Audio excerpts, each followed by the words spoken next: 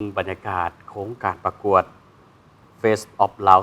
2025รอบตัดสินหรือว่ารอบไฟนอลภายหลังที่มีการฟาดฟันและแสดงความสามารถมาเป็นเวลาหลายเดือนในที่สุดก็สามารถตัดสินได้ผู้ชนะเลิศหรือผู้ที่ได้รับตำแหน่งทางหญิงและซ้าย เพื่อเป็นตัวแทนไปเข้าร่วมประกวดหรือว่าแข่งขันอยู่ที่ประเทศเกาหลีใต้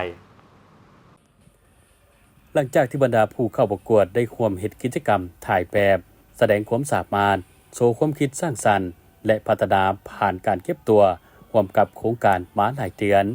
จนได้ให้หลายน้องผู้เข้าประกวดได้มีความมั่นใจและนำมาแสดงโซถึงเวทีในมือรอบตัดสินหรือรอบไฟนอลที่จัดขึ้นในวันที่14 กันยายน 2025อยู่ที่นครหลวงจันทร์โดยในรอบนี้ทั้งสาวหมายเลขที่เข้าประกวดทั้งหญิงและชาย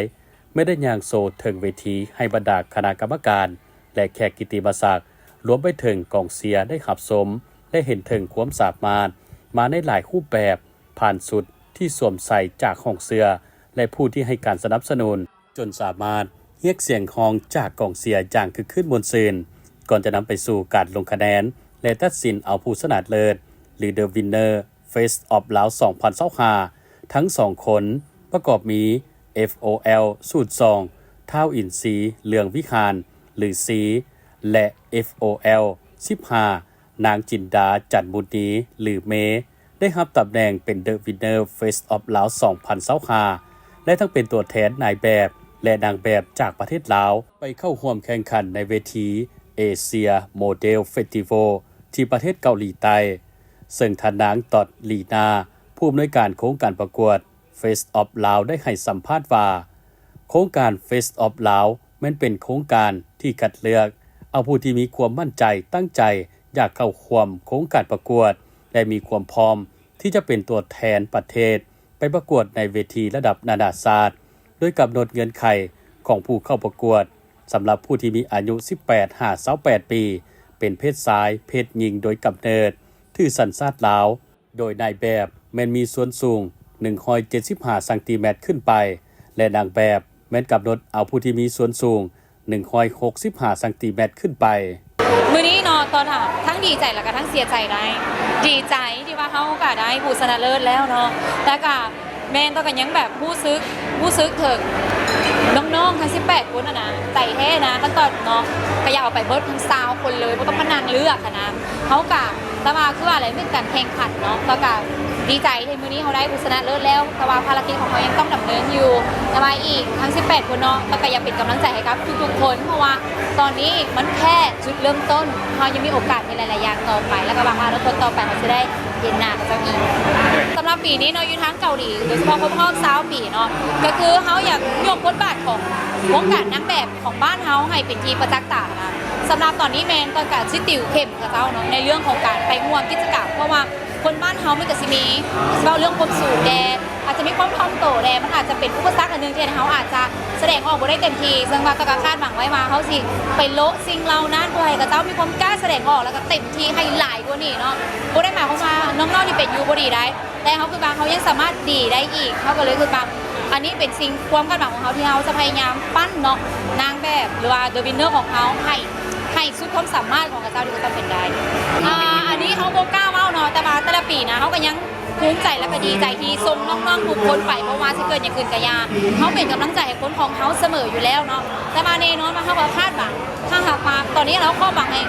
ห้น้องๆนะเข้าไปในรอบที่เลิศที่สุดเท่าที่จะเห็นได้เนาะจะเป็นท็อป 10 หรือว่าท็อป 3 อย่างต่างๆสิปีนี้เฮาอยากลิงความหลากหลายของชนเผ่าเช่นเดียวกันปีกายที่เอาเผ่าตะโอ้ยไปแล้วเนาะปีนี้เฮากำลังเบิ่งอยู่ว่าเผ่าตัวไหนดีจะสามารถโดดเด่นเพราะว่า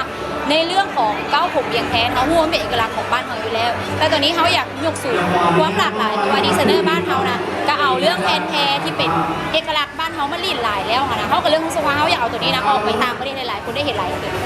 คือ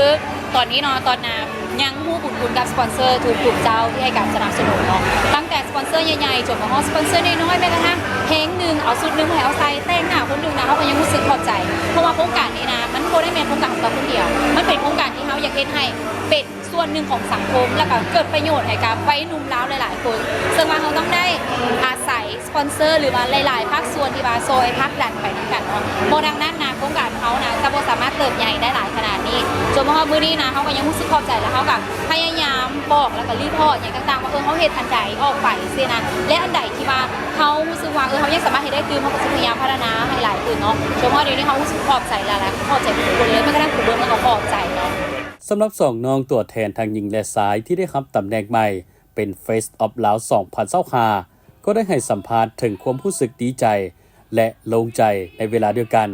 ผ่อนคลายความกดดันหลังจากที่ได้เก็บตัวประกวดร่วมกับโครงการมาหลายเดือนพร้อมทางฝากขอบใจ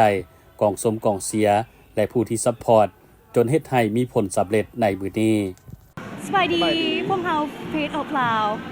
2025ตอนนี้ทุกคนรู้สึกภูมิใจในตัวเองเลยรู้สึกว่าโชว์นี้ทุกโชว์3โชว์ก็คือเราให้เต็มที่ที่สุดเรามาแบบว่าพร้อม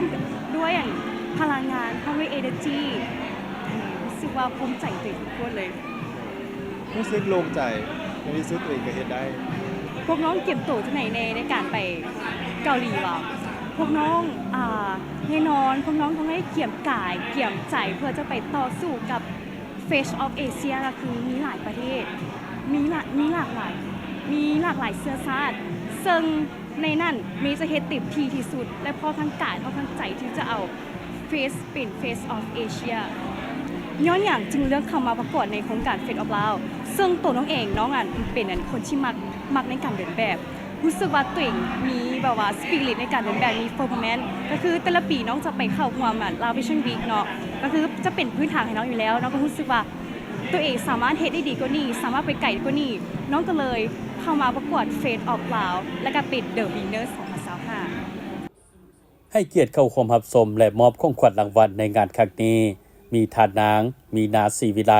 ห้องคณะบริหารงานศูนย์กลางสาวหนุ่มประชาชนปฏิวัติลาวท่านพัฒนงราศีห้องหัวหน้ากรมกระบวนการสาวหนุ่มศูนย์กลางสาวหนุ่มประชาชนปฏิวัติลาวมีบรรดาคณะกรรมการจากศูนย์กลางสาวหนุ่มประธานโครงการประกวด Face of Lao ผู้ต่างหน้าโครงการประกวด Face of Asia ศิลปินดารานางแบบนายแบบจากเวทีต่างๆแถวหน้าของประเทศผู้ให้การสนับสนุนและมวลชนเข้าร่วมอย่างคึกคืนมวลซืน